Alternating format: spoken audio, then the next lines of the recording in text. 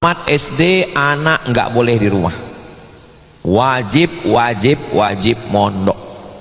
Habib Muhammad bin Anis anaknya mondok dikirim ke Yaman. Ponakan saya, anak adik saya dikirim ke Sulaimaniyah. Adiknya di Mesir, Bu. Kakaknya di Mesir. Kakaknya kemarin berangkat ke Mesir setelah 6 tahun di pondok. Saya sendiri yang ngantar ke pondok. Habis itu saya bilang mesti 6 tahun pondok, nanti kamu ke Mesir. Iya, berangkat. Kemarin berangkat, sekarang sudah masuk semester 2 semester ini. Kemudian adiknya sekarang di Sulaimaniyah.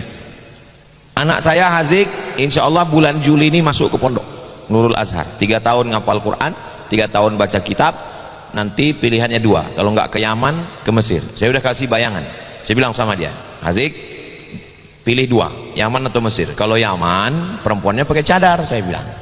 Kalau di Mesir perempuannya kelihatan, kamu pilih mana? Mesir aja lah, Bang. Berarti dia normal. Nah, jadi anak-anak ini hanya bisa di rumah sampai SD, karena kita nggak sanggup untuk ngontrol dia 24 jam.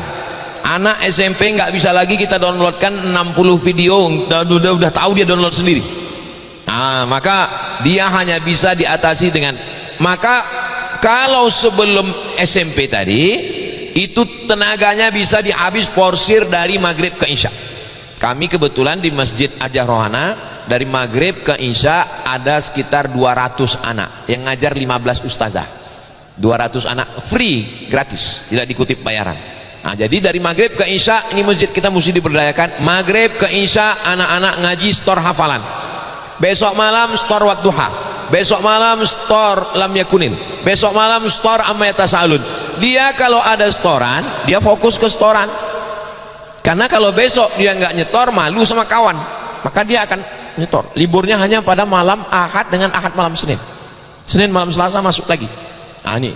Tapi kalau sudah taman SD itu nggak sanggup lagi kita hanya mengurus anak ini 12 ke bawah. Setelah itu serahkanlah ke pondok pesantren, nanti di sana 3 tahun SMP, 3 tahun SMA, aliyah, mondok. Habis itu kalau model pengabdian seperti Gontor, ngabdi setahun, Al-Amin perenduan ngabdi setahun.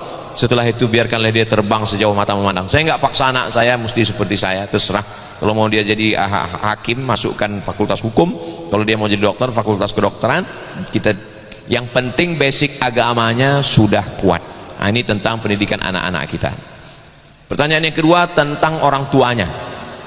Saya hari Jumat, Sabtu, Ahad, Senin saya di luar. Nanti Jumat, Sabtu, Ahad, Senin saya ke Sabah, Sarawak. Habis itu Jumat, Sabtu, Ahad, Senin saya ke Sumatera Utara. Ke Jawa Timur ini saya setahun sekali. Di rumah saya hari Selasa, Rabu, Kamis. Selasa, Rabu, Kamis saya menjadi suami, saya menjadi seorang ayah. Saya bawa anak saya ke masjid, saya ngulangi hafalan bacaan Quran dia, saya bawa dia ngaji dari maghrib ke isya, saya bawa istri saya belanja ke pasar, saya bawa dia ke mall. Gimana Ustadz bawa ke mall? Saya pakai masker, pakai topi pet, pakai kacamata hitam. Jadi kita sesibuk apapun jadilah seorang suami. Habib Muhammad bin Anis pakai sarung, pakai baju koko, pakai peci putih, tapi kalau dia di rumah dia pemain basket. Dia sebagai seorang suami, dia sebagai seorang ayah, dia bercanda. Jadi jangan Bapak Ibu bayangkan kami ustadz lalu kepada istri juga jadi ustadz. Ya ayyuhallazina amanu. Enggak begitu. Jadi pulang hari Selasa, hari Rabu, hari Kamis, saya di Pekanbaru, saya nyetir sendiri, saya ngisi air galon, saya buang sampah. Saya sebagai seorang suami. Karena kalau saya begini terus, dihormati terus, duduk di atas kursi terus, lama-lama jadi Fir'aun saya. Maka mesti kita sebagai orang tua memandikan anak, bawa ke toilet, buka celana dia, mencebokkan dia. Jadi seorang suami, jadi ayah. Masalah waktunya, ya tentu kita tidak bisa full. Maka perlu buat quality time, waktu yang berkualitas.